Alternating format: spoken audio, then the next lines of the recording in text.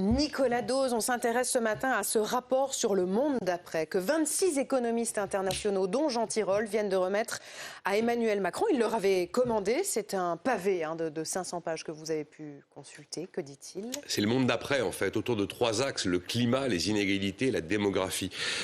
Ces économistes que vous citez, c'est la dream team de la recherche économique mondiale. Il n'y a pas mieux comme matière grise de réflexion et d'accès à la recherche aujourd'hui sur la planète, notamment sur les retraites. C'est le monsieur économie du vieillissement en Allemagne qui s'est penché sur le sujet. Voilà. Donc, c'est pas un rapport exactement comme les autres. Bon, et face à ces 3 défis, qu'est-ce qu'il propose? À la fois Jean Tirole et Olivier Blanchard. Alors, je vais garder les principales mesures, mais sur le climat, la fameuse taxe carbone, bien sûr. Tous les économistes disent qu'il n'y a pas d'autre solution. Mais la taxe pigouvienne, du nom de l'économiste anglais dont j'ai déjà parlé, système de redistribution de la recette de cette taxe vers les plus modestes. Après, on arrête de subventionner les énergies fossiles, évidemment, et on fait ce que les Américains font depuis toujours, qui fonctionne très bien. Une énorme agence européenne publique de cofinancement de l'innovation. Les Américains ont, par exemple, créé les vaccins grâce à ça.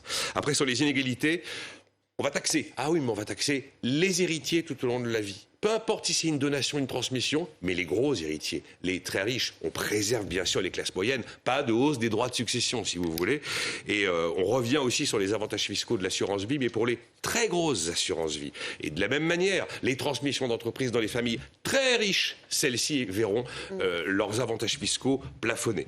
Et après, si vous prenez la démographie, c'est le retour de la réforme des retraites à point. Oh, catastrophe, mais non. Parce que là, ils ont essayé de déminer tous les problèmes qui se sont posés dans la première version.